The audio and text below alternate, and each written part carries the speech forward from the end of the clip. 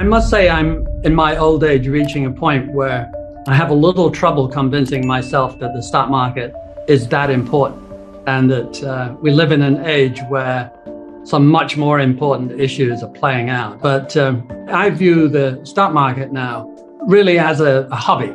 And the one thing that I have kept going is resources and climate change related investing, and also, for old time's sake, investment bubbles, since I've been doing that for 40 or 50 years. And since I find myself unexpectedly in the third great investment bubble of my career, basically in the US. So I can't avoid it. And this is a wonderful day to be having this discussion. It's not only victory over Hitler in Russia day, but it's also a day where the market is showing signs of breaking down. Through yesterday, it's the worst opening of a year for the S&P since I was 1 year old in 1939. I am a pre-war baby. And of course, the NASDAQ is down as we speak, 27.5% from its high, and the Russell 2000 about 23, S&P about 15.5. So it's getting to be interesting. And as we were saying before, Bitcoin from some point in the last 24 hours is down 10% to 32,000 and change. So that is getting interesting. And ARK, Kathy Wood's wonderful instrument, is back to it where it was in 2018. I'm not kidding you. It is back below this entire event now, which is quite remarkable, down 75% from its peak, as is AMC, down 75% from its peak. And the other meme stocks are in ragged disarray. So this is the real McCoy, seems to be playing out pretty close to 2000.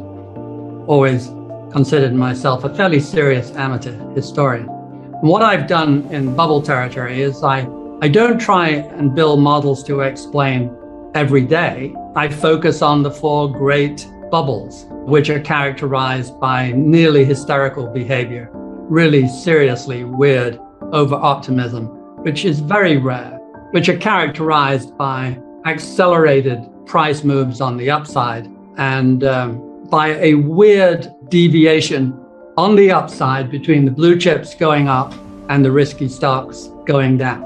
And that is rare as hen's teeth. It happened brilliantly in 29. It happened during the year 2000, again in spades, with the S&P X growth continuing to go up through September of 2000. And the growth stocks basically going down 50%, and the internet stocks dropping maybe 60, 70% by then.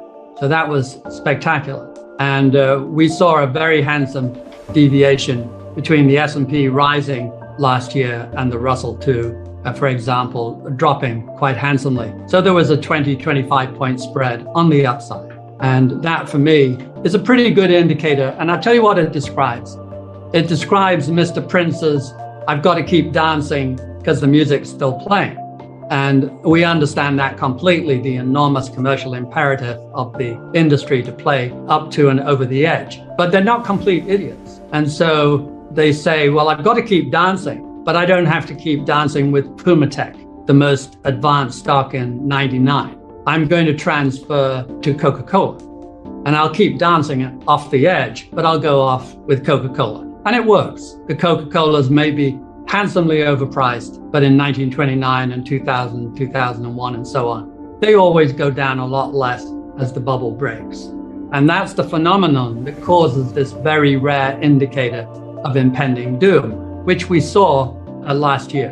And so by early this year, it seemed clear to me that this was not only the real McCoy bubble, which had been clear for a year or so in terms of pricing and enthusiasm, but it had triggered this very rare indicator of impending doom, in other words, now. And so our piece of a year and a bit ago was called Waiting for the Last Dance. And our equivalent follow-up this January was Let the Wild Rumpus Begin, i.e. we're in it, dudes.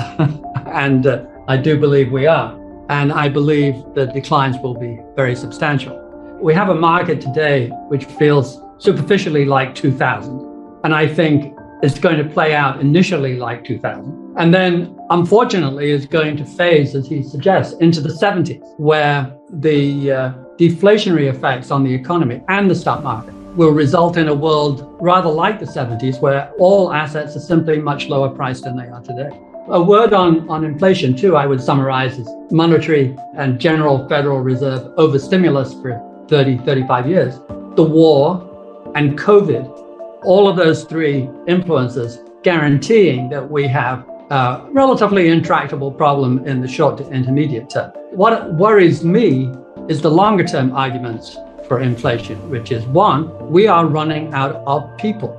In China, where the 500 million extra farmers precipitated globalization, they have now had diminishing cohorts of 20-year-olds for 20 years.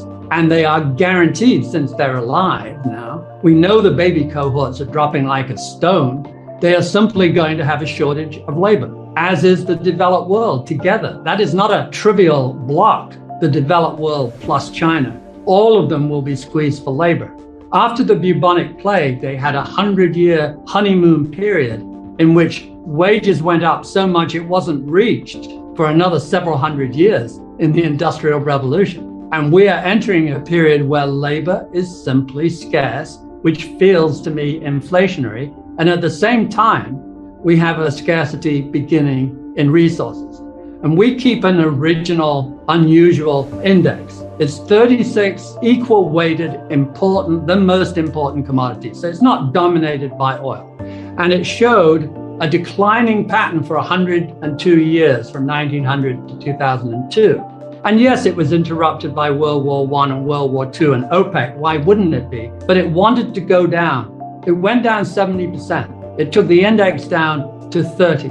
Today, 122 years later, the index is down 10%. It has gone to 90. The average important commodity has just spent the last 20 years going from 30 to 90. It has tripled. The reason is, of course, the growth of China, but I believe, fairly passionately looking at the data, that it also represents the intrinsic scarcity, the war between deeper wells, worse iron ore, etc. The best go first. The struggle is always between technology, which for 100 years got ahead of scarcity. It was 2 paces down for deeper and 3.5 paces up for technology. And now we've reached a phase where we've gone through that stuff. And now we have 2 paces up for technology and 3 paces down for scarcity. The data is screaming at us now for 20 years that we're beginning to run out. And a war, of course, and COVID, we're so fragile. All you have to do is cough now, and it ricochets around the world in price spikes and shortages and bottlenecks. And that is the world we better get used to living in. We're going to have a world of increasing number of bottlenecks and shortages. And the same applies to food. The UN Food Index is higher today than any time in its history of the last 50 years, since it started. So you have price pressure on raw materials, metals, food. You have price pressure long-term on labor. This surely feels like a new era in which inflation will be part of the background music, just like it was in the 20th century, and perhaps more so.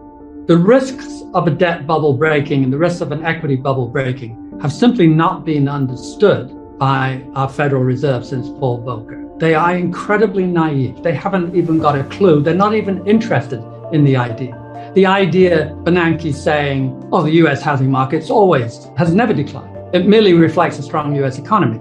Alan Greenspan encouraging, et cetera, right through until today. They don't realize that they're playing with such fire. My second point, high levels of debt are just far too often seriously dangerous and should be, in general, discouraged actively. That should be one of the responsibilities of top management, including the Fed, et cetera.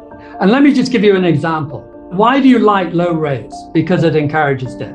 Why do you like more debt? Because it encourages growth. That's the argument. So let me give you the ultimate statistical test of that. We started in 1985, and we have been modestly increasing the debt to GDP ratio, all debt together, just drifting slightly up due to technology. And then the technology, I mean the introduction of more and more sophisticated financial instruments, but not rising dramatically. And then in 85, it kills to a 45-degree angle and shoots across any page. and goes from about 1.1 times GDP to well over 3.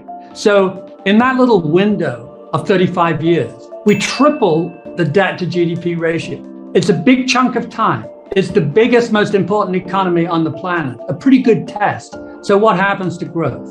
It inflects downwards. And from 85, we grow more slowly. Grant you, there are many other factors at work. It's a complicated picture, but there is little room in that equation for the idea that more debt creates more growth. It is not proven in the data. It is held to be the case. It is an assumption like most of modern economics, but it is not proven by the data.